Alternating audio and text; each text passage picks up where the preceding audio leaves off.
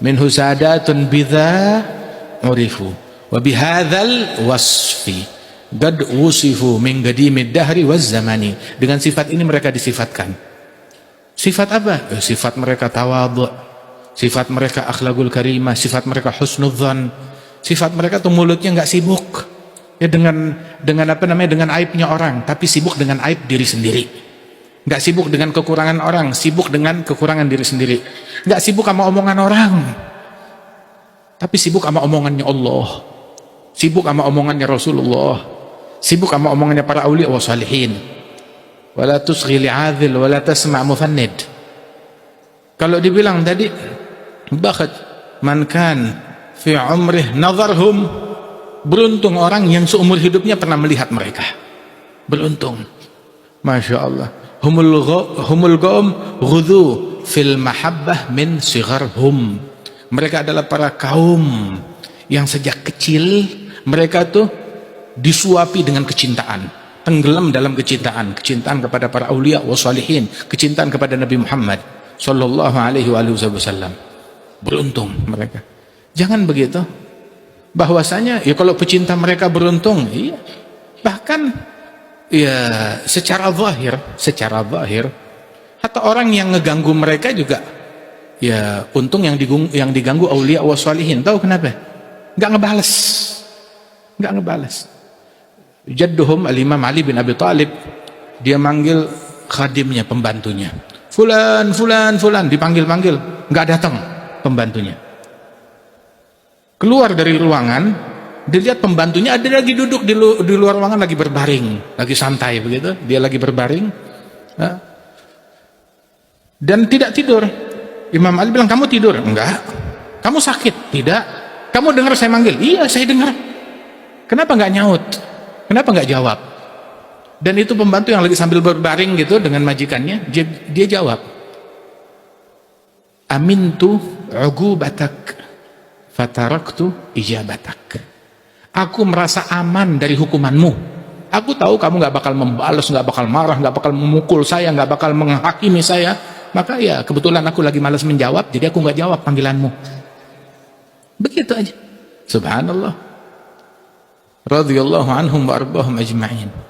Hatta orang yang ngeganggu mereka pun juga ngeganggu mereka tuh ya nggak dibalas dengan gangguan. Zakar hadza Imam Sya'rani, ada satu orang minal aulia berjalan di suatu perjalanan. Kebetulan dia papasan sama satu orang pembenci, pendengki.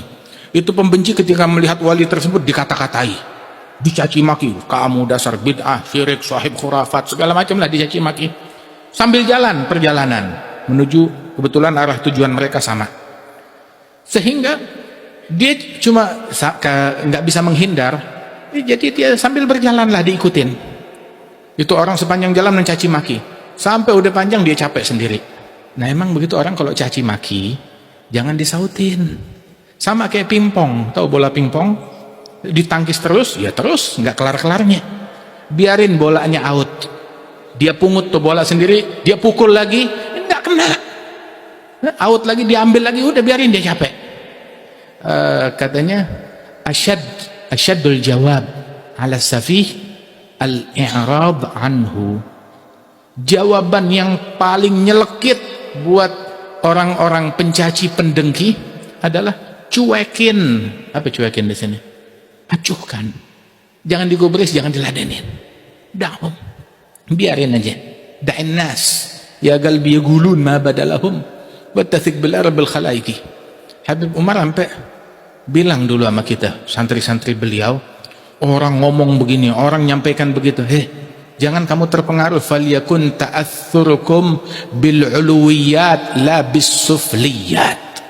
Kalian tuh kalau mau terpancing, terprovokasi, terbawa, hanyut dengan omongan, hanyutlah dengan omongan pengaruh-pengaruh yang tinggi. Hanyut dengan Al-Quran, terpancing dengan Al-Quran, terbawa dengan Al-Quran, terbawa dengan hadisnya Nabi Muhammad, terbawa dengan Ihya Ulumuddin, dengan ucapannya Sya'rani, Ghazali, Imam Al-Haddad. Begitu.